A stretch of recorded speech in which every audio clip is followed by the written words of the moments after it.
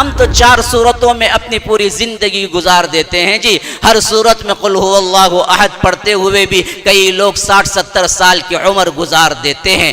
حیف ہے، افسوس ہے، صد افسوس ہے کہ اللہ کا کلام آیا تمہاری زندگیوں کو نور بخشنے کے لیے. ذرا غور کر کے دیکھیے ہماری زندگی دنیا کی کیا حالت ہے. ہر طرح سے تنگ نہیں ہے، خواہ وہ سیاست ہو، خواہ وہ معیشت ہو، خواہ وہ معاشرت ہو.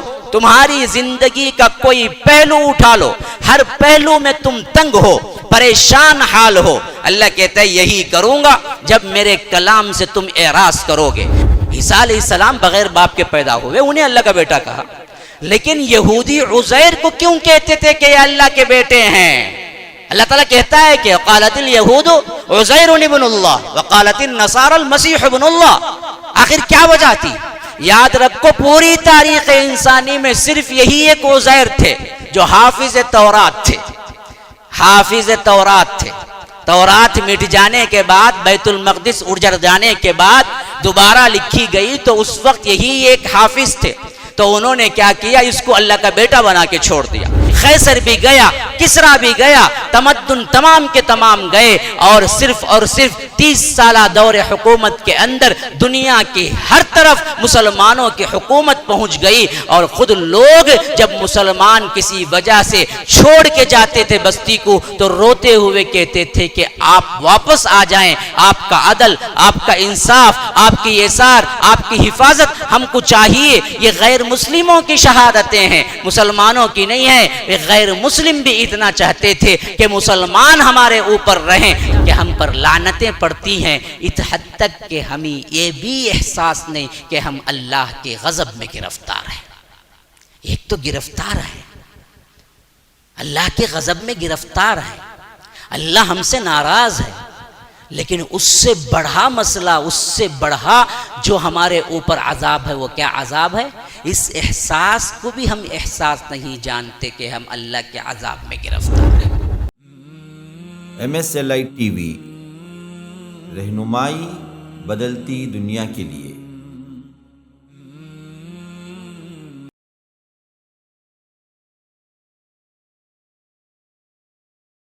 ان الحمد للہ نحمده ونستعینه ونستغفره ونؤمن به ونتوکل علیه ونعوذ بالله من شرور انفسنا ومن سیئات اعمالنا. من يهده الله فلا مضل له ومن يضلل فلا هادي له. وأشهد أن لا إله إلا الله وحده لا شريك له. وأشهد أن محمدًا عبده ورسوله. أما بعد فإن خير الحديث كتاب الله، وخير الهدي هدي محمد صلى الله عليه وسلم، وشر الأمور محدثاتها وكل محدثة بدعة وكل بدعة ضلالة وفي رواية وكل ضلالة في النار. فأعوذ بالله السميع العليم من الشيطان الرجيم من همزه ونفثه ونفخه. لو أنزلنا هذا القرآن على جبل لرأيته خاشعا متصدعا من خشية الله. وتلك الأمثال نضربها للناس لعلهم يتفكرون.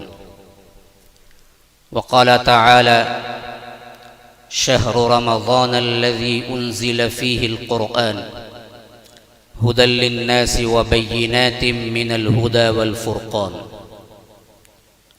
وقال أيضا: ألف لام ميم ذلك الكتاب لا ريب فيه هدى للمتقين.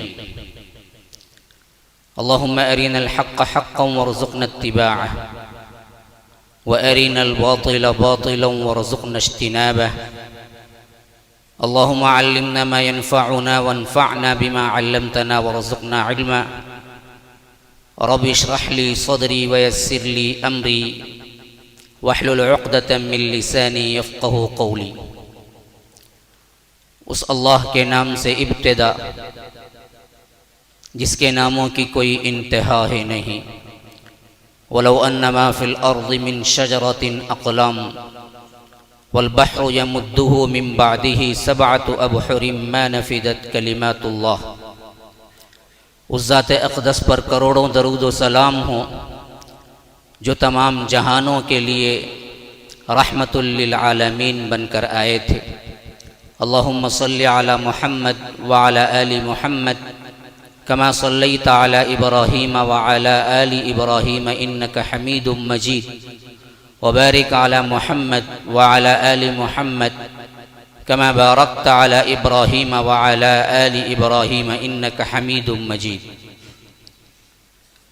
برادران اسلام، واجب الاحترام بزرگوں، دوستوں، عزیز ساتھیوں، لائق احترام ماؤں اور بہنوں، اللہ تبارک و تعالی نے انسان کو پیدا کیا تو اس پیدائش کے سلسلے میں رب کہتا ہے وَإِذْ قَالَ رَبُّكَ لِلْمَلَائِكَةِ إِنِّي جَاعِلٌ فِي الْأَرْضِ خَلِيفَةً۔ یاد کرو وہ موقع جب تمہارے رب نے ملائکہ سے کہا تھا کہ میں زمین کے لیے ایک خلیفہ بنانے والا ہوں، اور دوسری جگہ فرمایا اس خلیفے کی خلقت کے اعتبار سے خلقہ من تراب ثم قال له کن فیکون، جب میں اسے مٹی سے بنا چکوں تو پھر اس کے بعد جیسے ہی میں اس کے کہوں کہ ہو جا تو وہ ہو جاتا ہے۔ تو معلوم ہوا کہ انسان کا مادہ تخلیق مٹی ہے، اور مٹی میں بھی خاص طور پر فرمایا کہ وَلَقَدْ خَلَقْنَا الْإِنسَانَ مِنْ صَلْصَالٍ مِنْ حَمَإٍ مَسْنُونٍ وَالْجَانَّ خَلَقْنَاهُ مِنْ قَبْلُ مِنْ نَارِ السَّمُومِ، کہ ہم نے وہ مٹی جو کھنکھناتی ہوئی گارے کی شکل کی ہوتی ہے، جسے آگ سے تپایا جاتا ہے تو وہ ٹھکری کی جگہ جب بن جاتی ہے، تو ہم نے اس سے انسان کو بنایا، اور اس سے پہلے ہم جنات کو آگ کی لپیٹ سے پیدا کر چکے تھے۔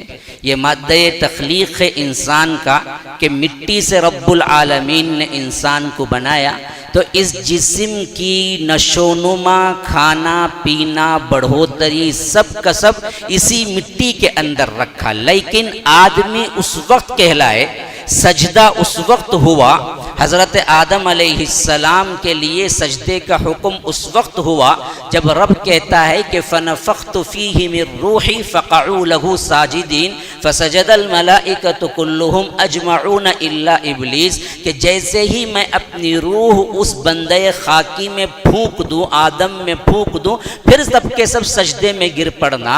تو معلوم ہوا کہ جب تک جسد خاکی تھا وہ آدمی انسان نہیں تھا، اور ہم بھی کہتے ہیں کہ جیسے ہی موت ہو جاتی ہے تو اس کو عبد الغفور، عبد القادر کا نام نہیں لیتے، بلکہ ہم کہتے ہیں کہ میت کو کب اٹھاتے ہیں تو عبد الغفور، عبد الرشید کا نام اس وقت ہوتا ہے جب اس مٹی کے ساتھ اس کی روح لگی ہوئی ہوتی ہے، تو روح اور جسم کا اتصال ہوتا ہے تو وہ انسان کہلاتا ہے۔ تو رب العالمین نے بھی اسی وقت سجدے کا حکم دیا انسان کے لیے جب اللہ نے کہا کہ فَنَفَخْتُ فِيهِ مِن رُوحِي، میری روح کو میں اس میں پھونک دوں تو فَقَعُوا لَهُ سَاجِدِينَ، کہ تم سب کے سب سجدے میں گر پڑنا۔ فَسَجَدَ الْمَلَائِكَةُ، سب کے سب تمام ملائکہ سجدے میں گر گئے الا ابلیس کے سوائے ابلیس کے۔ تو معلوم ہوا کہ اس کے اندر روح کی بڑی اہمیت ہے۔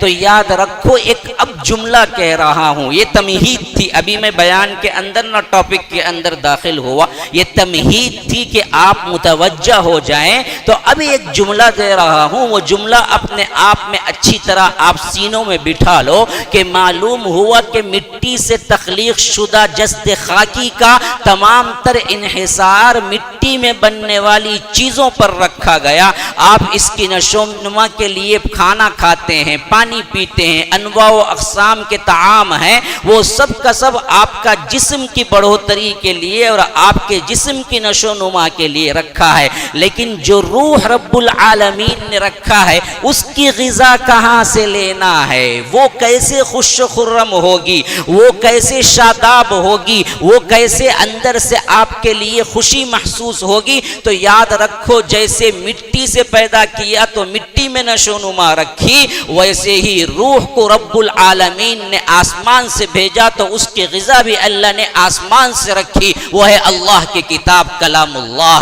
جب آپ اس سے دوری اختیار کریں گے تو لاکھ اپنے جسم کو آپ تر و تازہ رکھیں، لاکھ صفائی کا اہتمام کریں، لاکھ کھانے پینے میں لگے رہیں، فلاں ہوٹل میں بہت اچھا کھانا ہے، فلاں جگہ بہت اچھی چیز ملتی ہے، فلاں جگہ بہت اچھا مشروب ملتا ہے، اللہ کی قسم آپ خوش نہیں رہ سکتے۔ اور دنیا یہ ثابت کر چکی ہے کہ جب اللہ کے کلام سے دوری اختیار کی گئی، جب اللہ کے کلام کی غذا یہ روح کو نہ پہنچی تو تمام تر مال و دولت، اسباب عیش و آرام ملنے کے باوجود بھی انسان خوش نہیں رہ سکا۔ میں آپ کو بتلاؤں، ایک سنگل دنیا کے اندر تاریخی اعتبار سے مجھے بتاؤ کہ کہیں کوئی عالم نے کبھی خودکشی کی ہے، کہیں کوئی حافظ نے کہیں خودکشی کی ہے؟ جاؤ جاؤ جاؤ تاریخ پڑھو، دیکھو، کھنگالو، چھان مارو کہ آپ کو کوئی تاریخ میں ایسا مل سکتا ہے جو عالم ہے خودکشی کیا ہو، جو حافظ ہے خودکشی کیا ہو۔ لیکن میں آپ کو بتاؤں کہ مال و دولت کے انبار جس کے گھر میں ہو، جس کے گھر کی لونڈی دولت بنی ہوئی ہو، جو سنی ایکٹرز میں ہر طرح سے فیمس ہیں اور شہرت، پیسہ، آرام، ایئر کنڈیشن کاریں، ہر چیز اس کو مل چکی ہو، لیکن میں آپ کو نام گناتا چلا جاؤں گا، اب بھی، آج بھی، کل بھی، پرسوں بھی آپ دیکھتے چلے جائیں کتنے سنی ایکٹرز ہیں جو خودکشی کر کے مرے ہیں۔ آخر کیا چیز تھی جو مایوسی کی، جو دنیا میں ان کو سب کچھ ملنے کے باوجود بھی اندر سے خالی تھے، اس حد تک پریشان تھے کہ آخرکار اپنے آپ کو خودکشی کر کے مرے؟ تو یاد رکھو یہی وہ چیز تھی جو رب العالمین نے روح کی غذا کی طور پر اتارا۔ القرآن جو اللہ کی کتاب ہے وہ اصل میں روحوں کو خوش کرنے والی چیز ہے، وہ اصل میں دلوں کا اطمینان ہے۔ الذین آمنوا وتطمئن قلوبهم بذکر اللہ، الا بذکر اللہ تطمئن القلوب، کہ جو لوگ ایمان لاتے ہیں ان کے لیے فرمایا کہ اصل دلوں کا اطمینان ان کے لیے اللہ کا ذکر ہے۔ آگاہ ہو جاؤ لوگو، اللہ کا ذکر ہی دلوں کا اطمینان ہے۔ الا بذکر اللہ تطمئن القلوب، اللہ کا ذکر کیا ہے؟ اللہ اللہ کے نعرے لگانا، سر کو جھٹکے دینا، یہ بدعتی ذکروں کا معاملہ یہاں پر اللہ تبارک و تعالی نے بیان کیا ہے؟ نہ نہ نہ، قرآن سے پوچھو اللہ کا ذکر کیا ہے۔ اللہ تبارک و تعالی 21ویں پارے کی پہلی آیت فرمایا کہ اتل ما اوحی الیک من الکتاب واقم الصلاۃ ان الصلاۃ تنہی عن الفحشاء والمنکر ولذکر اللہ اکبر، ولذکر اللہ اکبر۔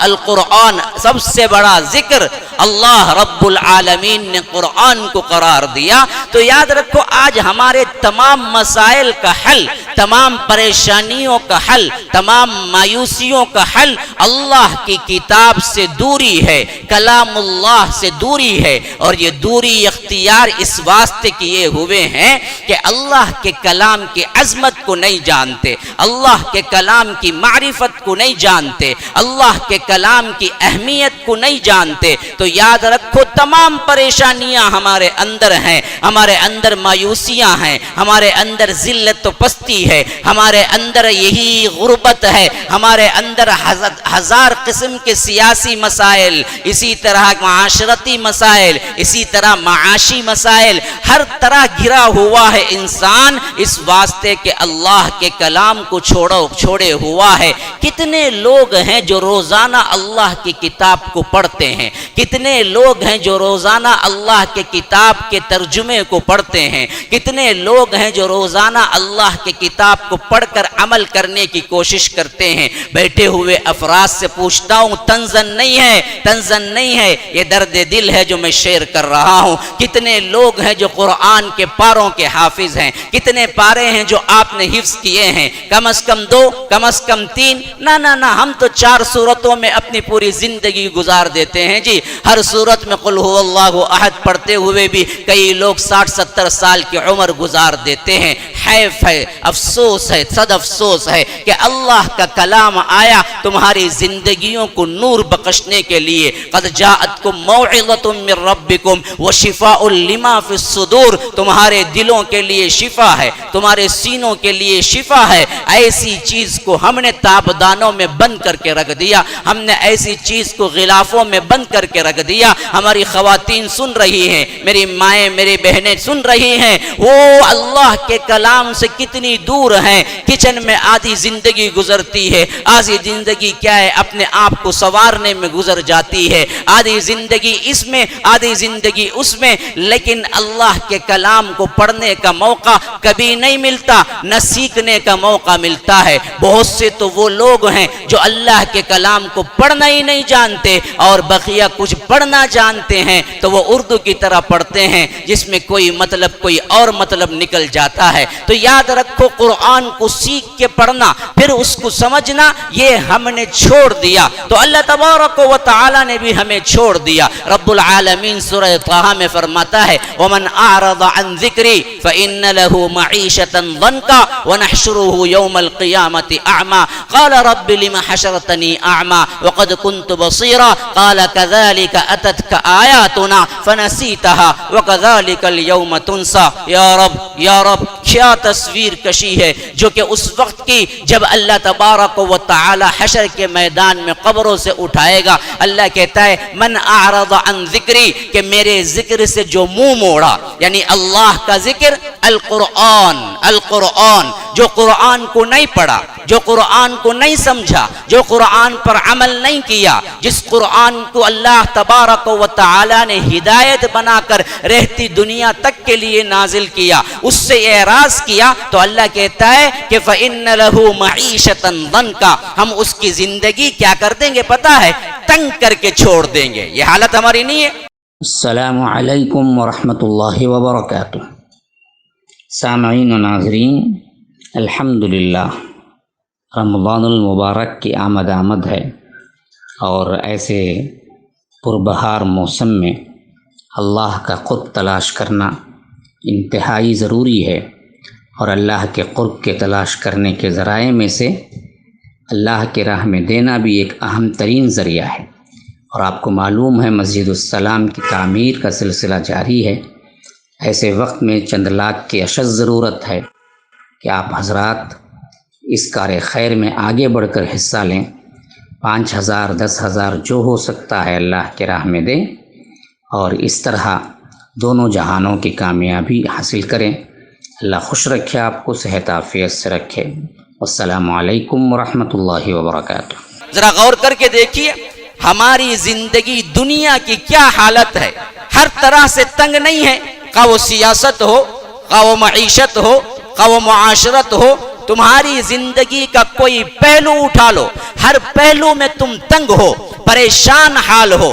اللہ کہتا ہے یہی کروں گا جب میرے کلام سے تم اعراض کرو گے، جب میرے کلام کو پڑھنا اور سمجھنا چھوڑ دو گے تو میں تمہاری حالت یہی کروں گا زندگی میں کہ من اعرض عن ذکری فإن له معیشة ضنکا ونحشره یوم القیامت اعمی۔ کل قیامت کے دن رب العالمین میدان حشر میں قبروں سے اٹھائے گا، تو کیسے اٹھائے گا پتہ ہے؟ کہا کہ اندھا اٹھاؤں گا۔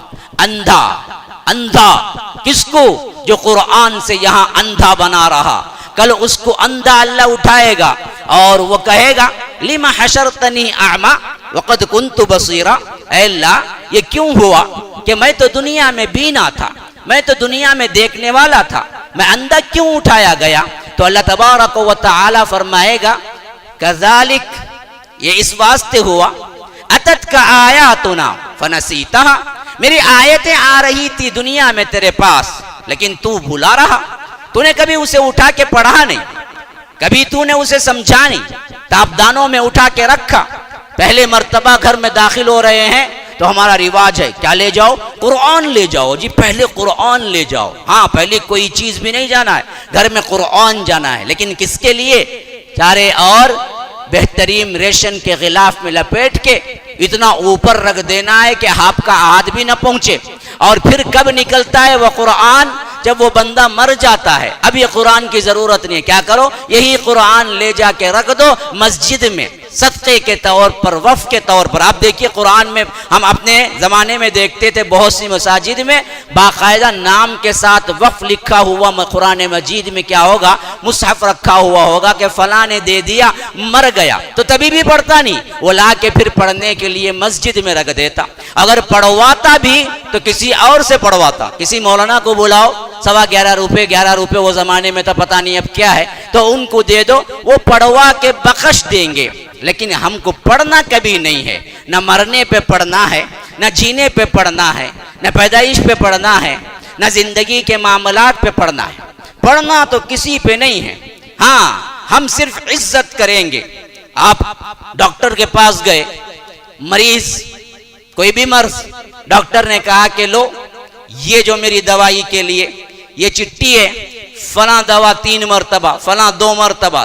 اور آپ آئے میڈیکل شاپ نہیں گئے، دوائی نہیں لی، اس چٹھی کو بڑے احترام سے دل کے مقام پہ رکھ لیا جیب پہ، اور صبح شام اس کو نکالا اور اپنے گلاس پانی میں اس کو بھی ڈوبایا اور شفا کے طور پر پی لیا. صبح پھر شام بھی کیا ہے وہ چٹھی نکالی، پھر آپ گلاس میں ڈوبے، پھر کیا ہے شفا کے طور پر پی لیا. بتاؤ ٹھیک ہوگا؟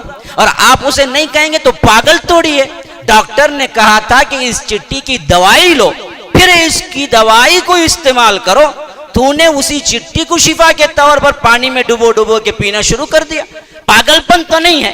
یہی پاگل پن کا سلوک تم قرآن کے ساتھ کرتے ہو، اور کوئی نہیں کہتا کہ پاگل پن ہے یہ.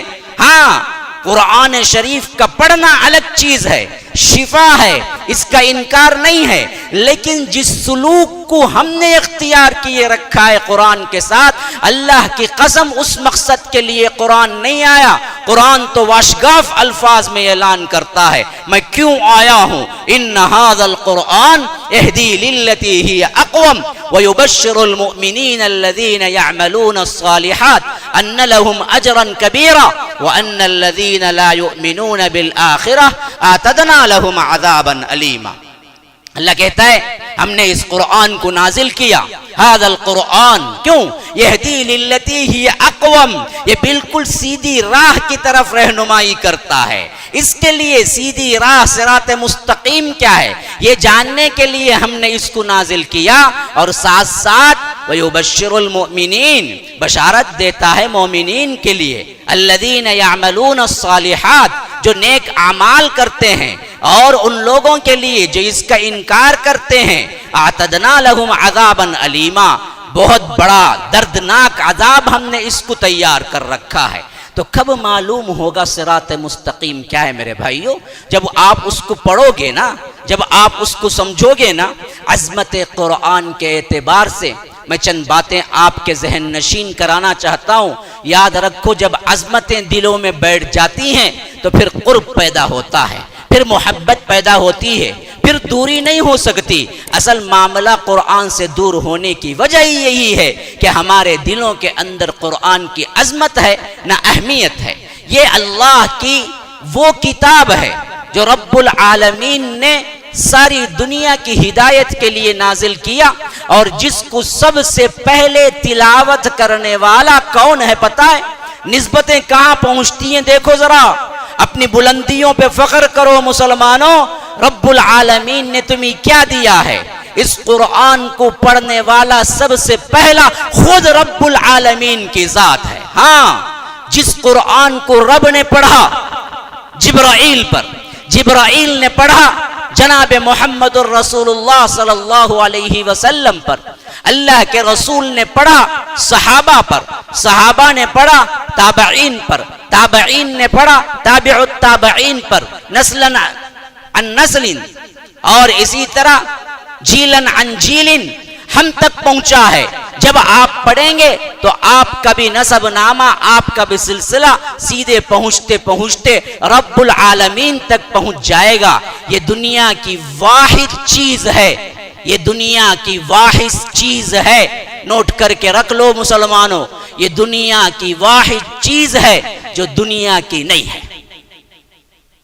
ہاں، کائنات کی ہر چیز کائنات کی ہے، کائنات میں ایک ایسی چیز ہے جو کائنات کی نہیں ہے، یہ رب العالمین کی صفت ہے۔ اسی واسطے کل فنا ہے، کل من علیہا فان ویبقى وجہ ربک، سب فنا ہونے والا ہے، کوئی باقی نہیں۔ لیکن قرآن قیامت کے قریب فنا نہیں ہوگا، کیونکہ وہ رب کی صفت ہے، جیسے آیا تھا ویسے ہی رب اس کو اٹھا لے گا۔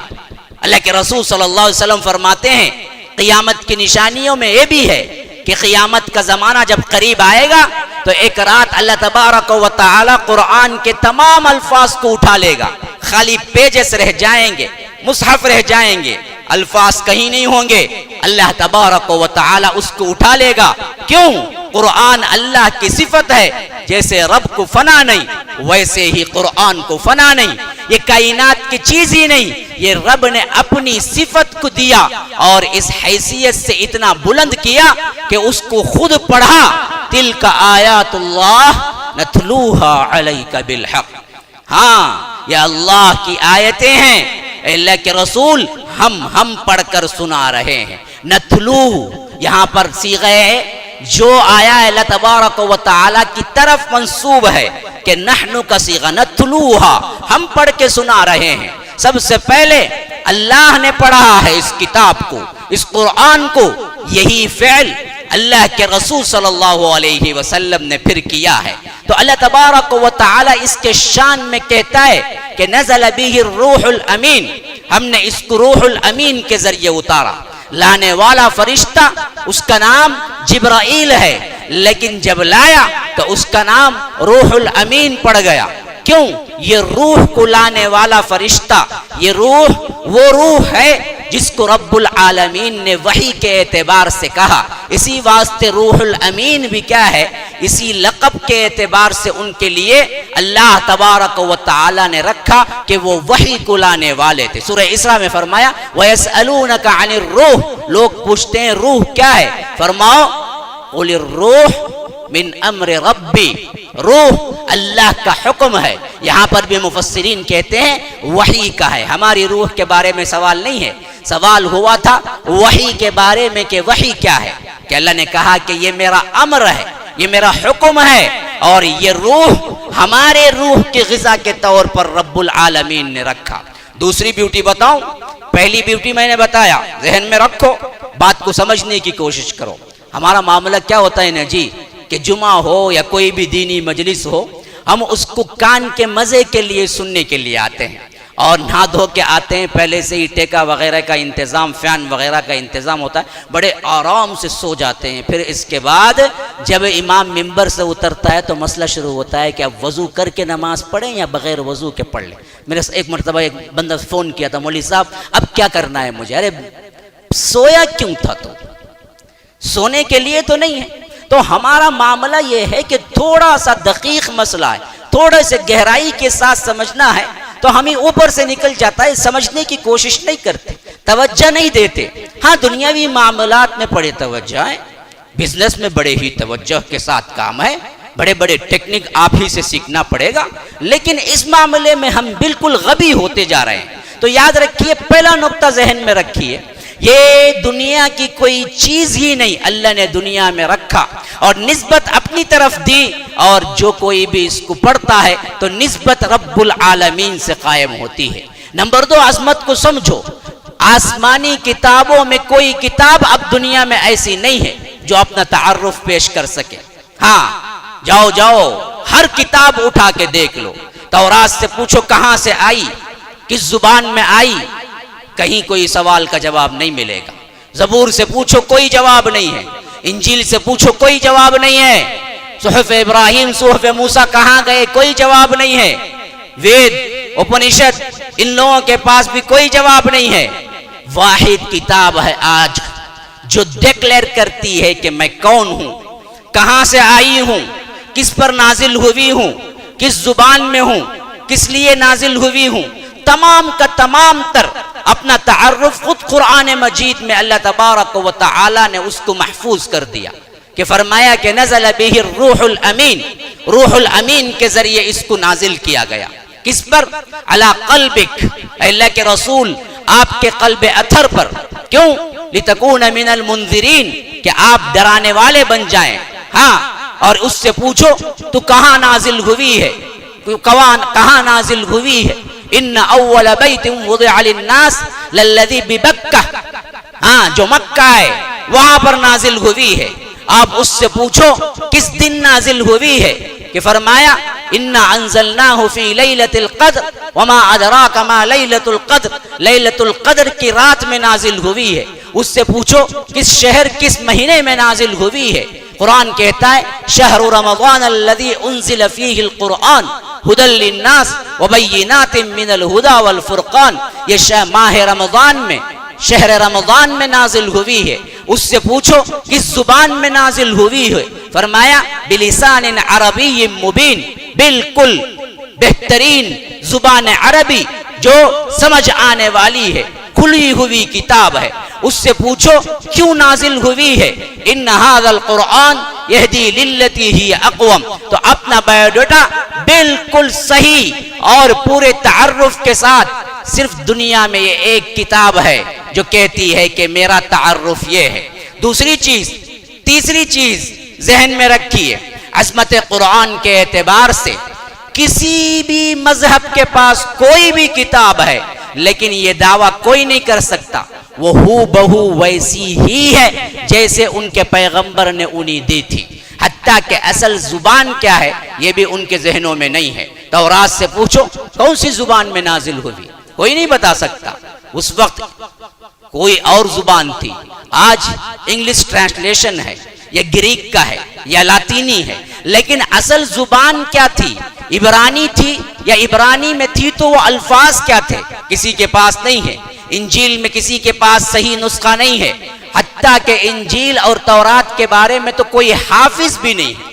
ہاں، آپ کو معلوم ہے اللہ تبارک و تعالی کہتا ہے کہ وقالت الیہود عزیر ابن اللہ وقالت النصارى المسیح ابن اللہ، نصارہ کہتے ہیں کہ عیسیٰ اللہ کے بیٹے ہیں، یہودی کہتے ہیں کہ عزیر اللہ کے بیٹے ہیں۔ اچھا، نصارہ تو عیسائی اللہ کے رسول صلی اللہ علیہ وسلم سے آنے سے پہلے حضرت عیسیٰ علیہ السلام کو اللہ کا بیٹا کہنے پر ایک چیز تو ان کو دلالت کرتی ہے کہ ماں کے باپ کے بغیر پیدا ہو گئے تو انہوں نے کہا کہ یہ اللہ کا بیٹا ہے، تو ایک نہ ایک چیز تو تھی حیران کر دینے والی، اس واسطے انہوں نے کہہ دیا کہ اللہ کا بیٹا ہے۔ لیکن میں پوچھتا ہوں یہودی عزیر کو اللہ کا بیٹا کیوں بولتے تھے؟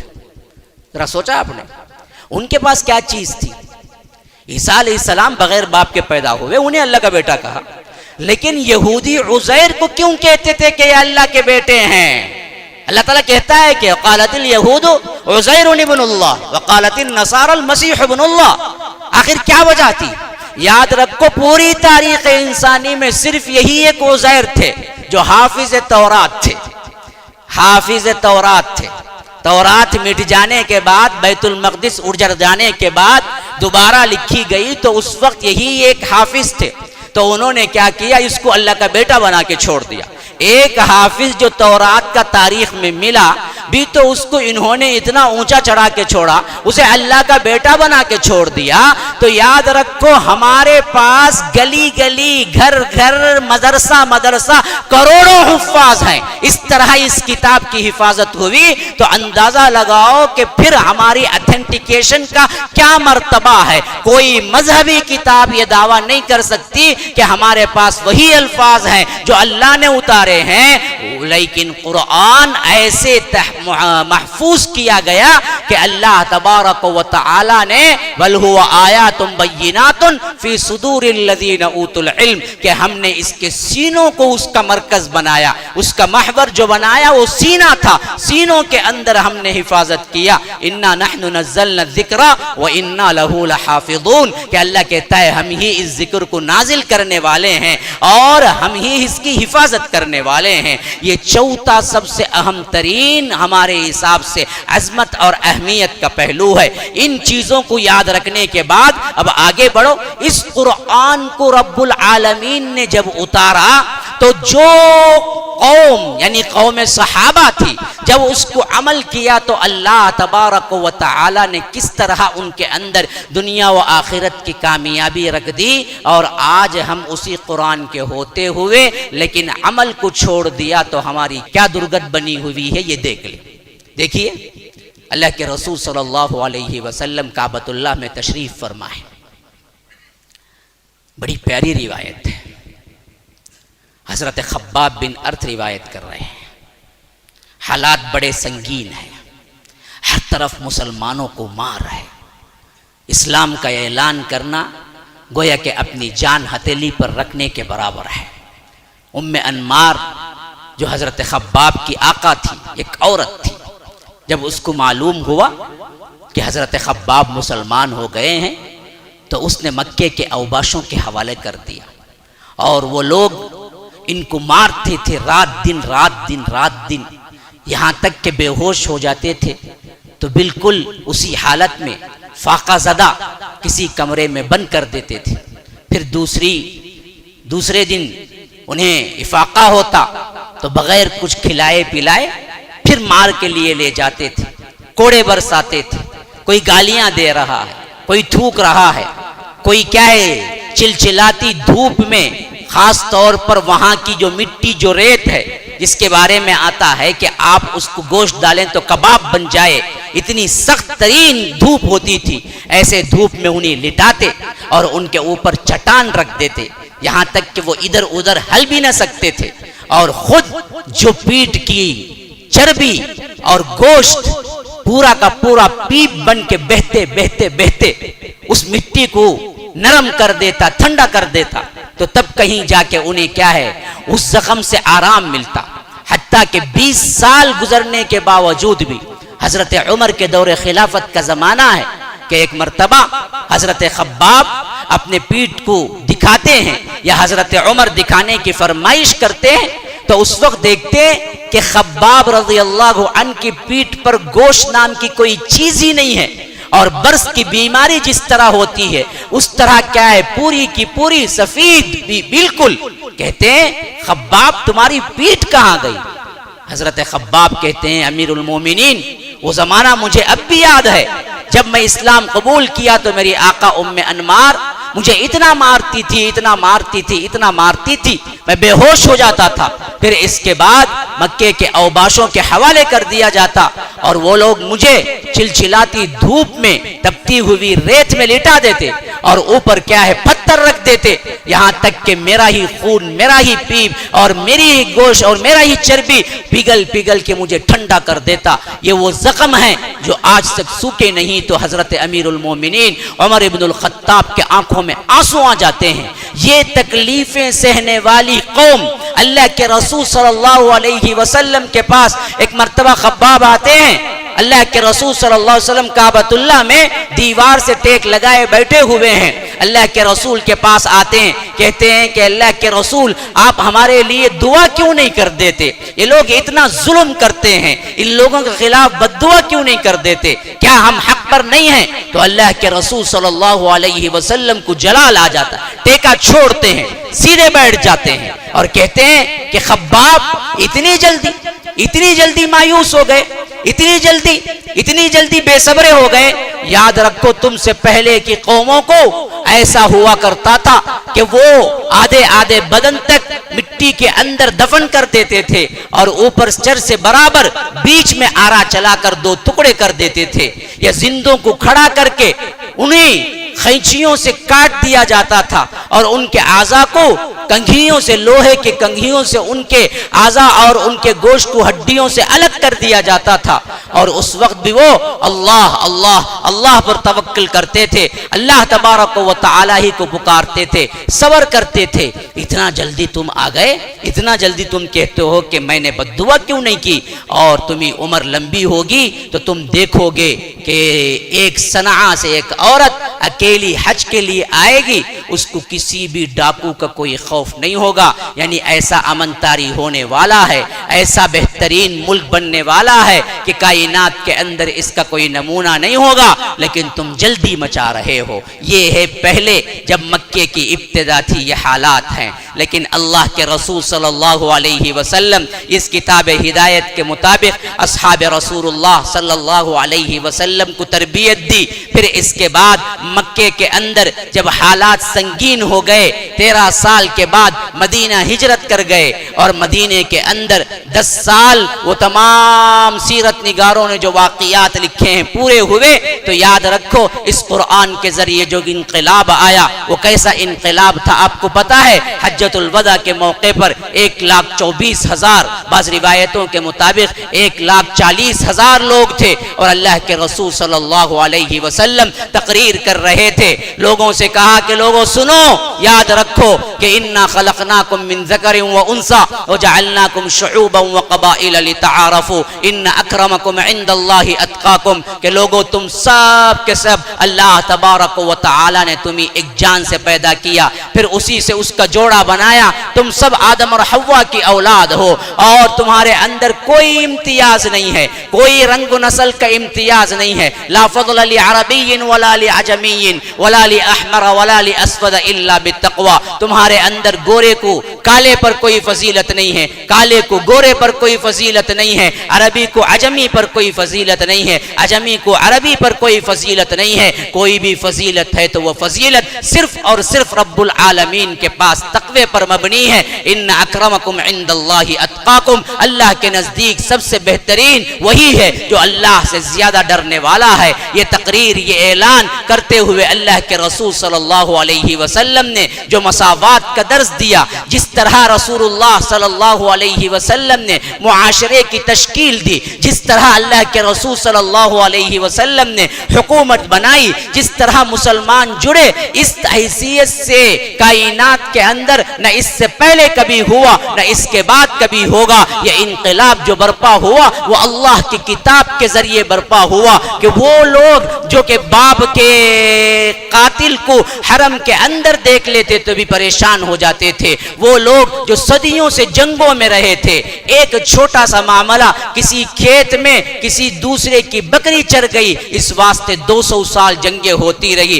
جنگ بعاث کے نام سے ایسے لڑنے والے, ایسے جھگڑنے والے, ایسے بے تمدن لوگ جن کے اندر تمدن کی کوئی نشانی نہیں تھی, تعلیم کی کوئی نشانی نہیں تھی, وہ ایسے اعلیٰ اخلاق والے بنے, ایسے پرامن, ایسے دیندار اور ایسی بہترین تشکیل کہ دنیا کے اندر اس سے پہلے نہ کبھی ایسی حکومت آئی نہ اس کے بعد کبھی آ سکی. تو یہ حکومت, یہ اللہ تبارک و تعالی کے شریعت پر چلنے والے وہ لوگ تھے جنہوں نے اس قرآن کے ذریعے نصیحتیں لی. تو اللہ تبارک و تعالی اپنی رحمتوں کی برکھا برسا دی. صدیق اکبر کے بعد فاروق اعظم کے بعد عثمان غنی کے بعد علی, یہ تمام آپ خلافت راشدہ کے آپ حوال پڑھ جائیے.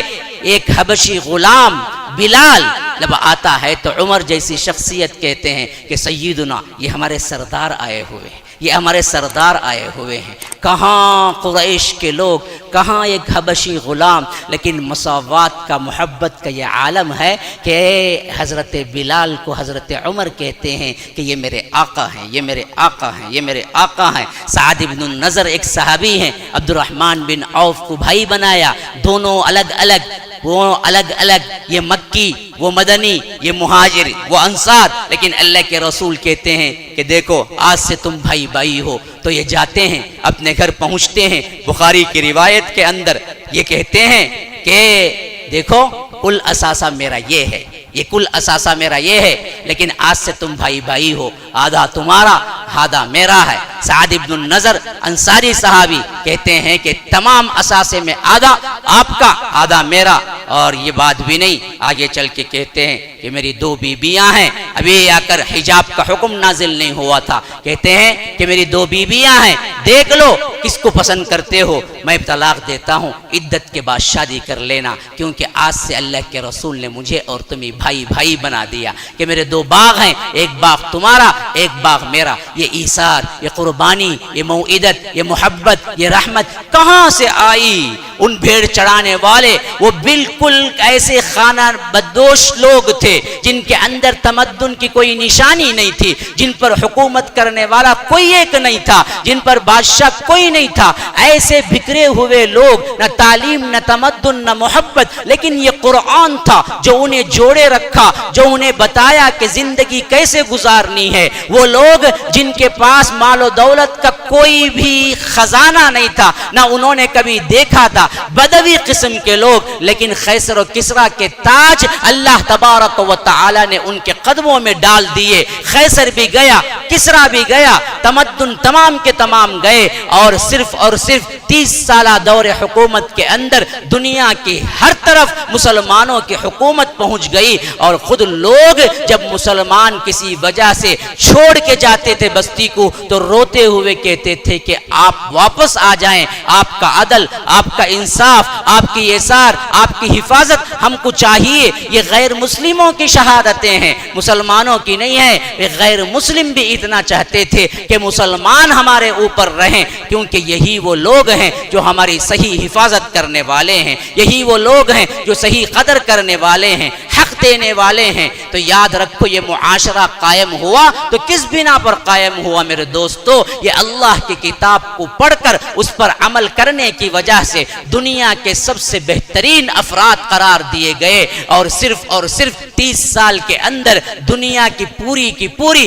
حتیٰ کہ بحر و بر میں اٹھا لو کہ پوری دنیا مسلمانوں کے ماتحتی میں آ چکی تھی۔ لیکن دھیرے دھیرے پھر مسلمانوں نے واپسی کا سفر شروع کیا، ان کے اندر ناہنجاریاں، ان کے اندر کفران نعمت، ان کے اندر دوری قرآن سے، ان کے اندر اللہ تبارک و تعالی کی توحید گئی، دھیرے دھیرے بگڑتے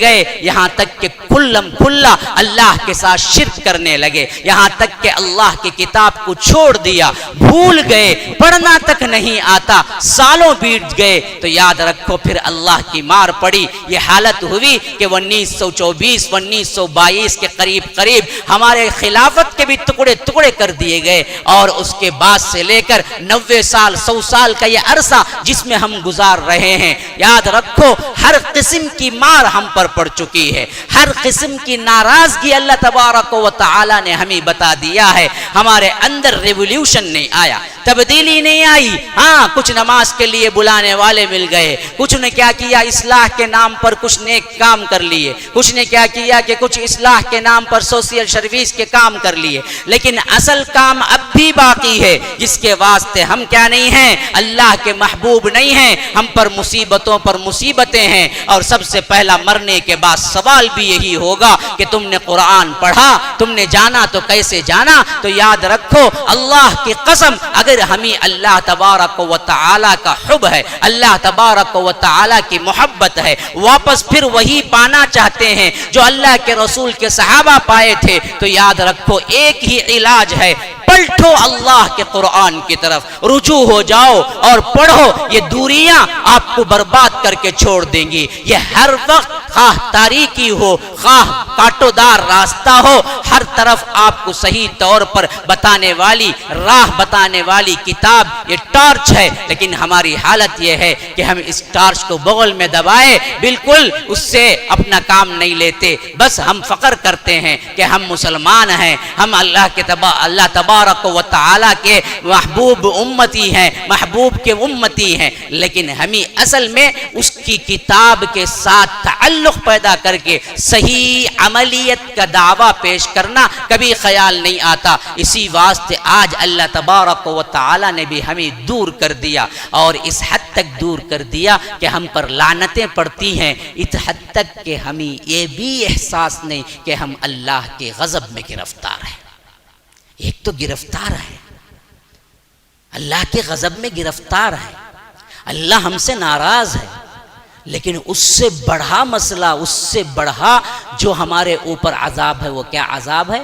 اس احساس کو بھی ہم احساس نہیں جانتے کہ ہم اللہ کے عذاب میں گرفتار ہیں، بھول گئے، ہم چپراسی ہو گئے مینیجر پوسٹ سے، لیکن یہ بھی بھول گئے کہ ہم چپراسی ہیں، یہ اس سے بڑا عذاب ہے۔ ہم ذلت کی اتاہ گہرائیوں میں پڑ گئے، لیکن ہم ابھی بھی سمجھتے ہیں کہ کچھ نہیں ہوا، ہم بہت اچھے ہیں. یہ اس سے بڑا عذاب ہے. یاد رکھو یہی حالت رہی تو ہمارے اندر کہیں ایک مرتبہ پھر اندلس نہ دہرا دیا جائے. حالات سنگین تر ہیں میرے مسلمان بھائیوں، اور صرف آوازیں، صرف نعرے بازیاں اس سے کام نہیں ہوگا. اللہ کو راضی کرنا ہوگا، اور اللہ کو راضی کرنے کا واحد حل اللہ کے قرآن اور اس کی سنت کو پکڑنا ہوگا. ایک ایک بچہ قرآن پڑھے، ہمارا ایک ایک نوجوان قرآن کا حافظ و عالم بن جائے، ہمارے خواتین میں ایک ایک بیٹی، ایک ایک بہن قرآن کی حافظہ و عالمہ بن جائے. نیت کر کے اٹھو، زندگی لگاؤ. ہاں 10-20 سال لگیں گے لیکن ایک نتیجہ آئے گا باہر. جو اللہ کی کتاب کو پڑھتا ہو یا پڑھتی ہو، سمجھتا ہو یا سمجھتی ہو، پھر اس کی زندگی وہ نہیں ہوگی جو آج ہے. اور آج سب سے بڑی ضرورت یہی ہے کہ اللہ کی کتاب کو مضبوطی سے تھامو. اس کے علاوہ کوئی حل نہیں ہے. جب قرآن کو پڑھنا شروع کرو گے، قرآن پر عمل کرنا شروع کرو گے، تو یاد رکھو رحمت الہی جوش میں آئے گی. اور ہمیں وہ تمام چیزیں عطا ہونے کا اللہ تبارک و تعالی نے وعدہ بھی کیا ہے، تو اسی وقت کیا ہے جب اس کتاب کو پڑھو گے، سمجھو گے، اس پر عمل کرو گے. عزم کرو، نیتیں کرو کہ ہم آج سے قرآن پڑھیں گے، کم از کم ایک صفحہ ہی صحیح، لیکن اس کے بغیر ہمیں نیند نہیں آئے گی. ہر دن ایک صفحہ. اور مجھے خوشی یہ ہے کہ یہاں کے جو افراد ہیں جمعیت کے، ماشاءاللہ گجراتی میں ترجمہ کیے، جس کا 3را ایڈیشن آج کے موقع پر انشاءاللہ جو شام کا پروگرام ہے اس پر اجرا ہوگا. یہ بہت بڑی خوشی کی بات ہے کہ ایک بہت اہم ترین کام تھا امت کے سر، جو یہاں کی جمعیت والوں نے کام کیا ماشاءاللہ. اور آپ کے لیے آپ کی گجراتی زبان میں قرآن حاضر ہے، لیکن پڑھنے والا کوئی ہے؟ اللہ پوچھتا ہے سورہ قمر میں 4 مرتبہ ایک چھوٹی سی سورت 4 مرتبہ ایک ہی آیت دہرائی گئی ہے. وَلَقَدْ يَسَّرْنَا الْقُرْآنَ لِلذِّكْرِ فَهَلْ مِن مُدَّكِرٍ وَلَقَدْ يَسَّرْنَا الْقُرْآنَ لِلذِّكْرِ فَهَلْ مِن مُدَّكِرٍ وَلَقَدْ يَسَّرْنَا الْقُرْآنَ لِلذِّكْرِ فَهَلْ مِن مُدَّكِرٍ وَلَقَدْ يَسَّرْنَا الْقُرْآنَ لِلذِّكْرِ فَهَلْ مِن مُدَّكِرٍ. 4 مرتبہ اللہ پوچھتا ہے. ہاں وَلَقَدْ يَسَّرْنَا الْقُرْآنَ لِلذِّكْرِ. دیکھو ہم نے اس قرآن کو یاد دہانی کے لیے آسان بنا دیا، پڑھنے سمجھنے کے لیے آسان بنا دیا. فَهَلْ مِن مُدَّكِرٍ. ہے کوئی پڑھنے والا؟ ہے کوئی یاد کرنے والا؟ ہے کوئی اس پر عمل کرنے والا؟ ہے کوئی اس پر چلنے والا؟ میں نے پوچھ رہا ہوں، جاوید کی بات نہیں ہے، یہ رب پوچھتا ہے، آپ سے پوچھتا ہے، آپ ہی سے مخاطب ہے، آپ ہی سے سوال ہے. اللہ پوچھتا ہے میں نے اس کو آسان کر دیا. یہ مشکل نہیں ہے، یہ بہت آسان ہے. پڑھنے کے لیے، سمجھنے کے لیے، عمل کرنے کے لیے بہت آسان ہے. یسرنا القرآن للذکر فہل من مدکر. سوال کا جواب دو مسلمانوں. اللہ پوچھتا ہے کوئی پڑھنے والا؟ ہے کوئی یاد کرنے والا؟ ہے کوئی سیکھنے والا؟ ہم کہتے ہیں کہ نا جی ہم کو تو ٹائم نہیں ہے، بزنس بہت مصروف ہے مولوی صاحب، ابھی بہت کرونا کے بعد ابھی تھوڑا بزنس شروع ہوا ہے، آپ قرآن پڑھو. کہاں ہمارے پاس ٹائم ہے؟ وہی چائے خانوں میں ایک چائے کے لیے آدھا گھنٹہ بتانے والے نوجوان ہیں. ہماری آبادیاں کہاں گلسر رہی ہیں؟ چائے خانوں کے اندر. بربادیاں کہاں ہیں؟ تفریح گاہوں کے اندر. وقت کا ضیاع کہاں ہے؟ مالز کے اندر، ہوٹلوں کے اندر.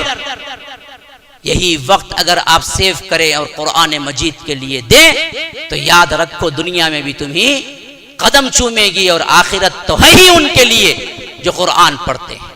اللہ تبارک و تعالی اپنے حبیب کے ذریعے فرماتا ہے جو قرآن پڑھتا ہے، سمجھتا ہے، عمل کرتا ہے، کل جنت میں اسے اعلان ہوگا. ہاں جنت میں اعلان. اس کا مرتبہ کیا ہے؟ اس کا مرتبہ وہی ہے جو قرآن کا مرتبہ وہ پائے گا. کیسے؟ فرمایا کہ اقرا ورتقی ورتل کما کنت ترتل فی الدنیا فإن منزلتک آخر آیت تقرأها. فرمایا اس سے کہا جائے گا اقرا، پڑھ قرآن، جو یاد ہے پڑھ، تو جتنا یاد ہے پڑھ. اقرا، ہاں، ورتقی، چڑھ. جنت کے درجات کو چڑھتا جا، ایک ایک آیت پہ ایک ایک درجہ تجھے بلند ہو رہا ہے. ورتل، تلاوت کر، کما کنت ترتل فی الدنیا، جیسے تو دنیا میں تلاوت کیا کرتا تھا. فإن منزلتک آخر آیت تقرأها، تیری منزل وہی ہوگی جہاں تو آخری آیت تلاوت کر کے ختم کرے گا. اتنا اونچا، ایک ایک آیت پہ ایک ایک درجہ. جب اللہ کہے کہ تم پڑھو چڑھو اور تم کہو کہ اللہ مجھے پڑھنا ہی نہیں آتا، میں کہاں پڑھا ہوا. اور اللہ کہے کہ کما کنت ترتل فی الدنیا، جیسا تو دنیا میں پڑھتا تھا، اور تم کہو کہ میں تو دنیا میں کہاں پڑھتا تھا، میں تو دنیا میں پڑھا ہی نہیں. دنیا تو لگا ہوا تھا پیچھے کے، بزنس بزنس بزنس، تجارت تجارت تجارت، یہ کماؤ وہ کماؤ وہ کماؤ، یہ جماؤ وہ جماؤ، ایک کار نہیں دو کار، ایک گھر نہیں دو گھر، ایک بنگلہ نہیں دو بنگلہ، ایک کروڑ نہیں دو کروڑ، اسی میں تو لگا ہوا تھا. میں نے پڑھا ہی تھا. تو جواب کیا دو گے میرے بھائیو؟ اس وقت ندامت کے آنسو بہانا بیکار ہے. جہنمی اتنا روئیں گے اتنا روئیں گے اتنا روئیں گے. اللہ کے رسول صلی اللہ علیہ وسلم کہتے ہیں کہ ان کے آنسو کو جمع کر دیا جائے تو کشتیاں چلا سکتے ہیں، لیکن فائدہ نہیں ہوگا. آج ایک آنسو بہا لو، ایک آنسو، ایک سنگل ایک آنسو بہا لو، توبہ کر لو، رجوع کر لو. اللہ کے رسول صلی اللہ علیہ وسلم کہتے ہیں کہ اللہ اس آنکھ کو جہنم میں نہیں ڈالتا جو اللہ کے خوف سے ایک آنسو بھی نکالتی ہے. آج ایک آنسو کی اتنی قیمت ہے. کل رو رو رو رو کے آنسو نکلنا بند ہو کے خون نکلنا شروع ہو جائے گا، تبھی بھی اللہ کہے گا تم سے میں بات نہیں کرتا. ہاں، وَنَادَوْا يَا مَالِكَ لِيَقْضِيَ عَلَيْنَا رَبُّكَ قَالَ إِنَّكُمْ مَاكِثُونَ. جہنم کا جو داروغہ مالک ہے اس کے بارے میں اللہ کہتا ہے جہنمی جب پہنچیں گے تو اسے پکارنے لگیں گے، وَنَادَوْا يَا مَالِكَ يَا مَالِكَ يَا مَالِكَ يَا مَالِكَ. یہ جہنم کے داروغہ سن سن سن سن سن. روایتوں میں آتا ہے 40 سال تک مالک پلٹ کے بھی نہیں دیکھے گا جو جہنم کا داروغہ ہے، افسر ہے. پھر اس کے بعد جب وہ پلٹ کے دیکھے گا تو وہ کہیں گے لیقضی علینا ربک، تیرے رب سے کہہ کر ہمیں مار دے. یہ موت، یہ زندگی نہیں چاہیے. جہنم کا عذاب اتنا ہے کہ ہم مر جانا چاہتے ہیں، یہاں موت سے بھاگتے ہیں، وہاں موت مانگیں گے کہ تیرے رب سے کہہ کر مجھے مار دے. لیقضی علینا ربک. 40 سال کے بعد مالک جواب دیں گے انکم ماکثون، کہیں ہے کوئی راہ نہیں ہے، تمہیں مرنا بھی نہیں ہے، تمہیں یہی تڑپ تڑپ کے جینا ہے، یہیں پڑے رہو. هذا وبالله التوفیق صلی اللہ وسلم علی نبینا محمد. اسأل اللہ لی ولکم ولسائر المسلمین من کل ذنب فاستغفروه انه هو الغفور. السلام علیکم ورحمۃ اللہ وبرکاتہ. سامعین و ناظرین، الحمدللہ رمضان المبارک کی آمد ہے، اور ایسے پربہار موسم میں اللہ کا قرب تلاش کرنا انتہائی ضروری ہے. اور اللہ کے قرب کے تلاش کرنے کے ذرائع میں سے اللہ کے راہ میں دینا بھی ایک اہم ترین ذریعہ ہے. اور آپ کو معلوم ہے مسجد السلام کی تعمیر کا سلسلہ جاری ہے. ایسے وقت میں چند لاکھ کی اشد ضرورت ہے کہ آپ حضرات اس کار خیر میں آگے بڑھ کر حصہ لیں.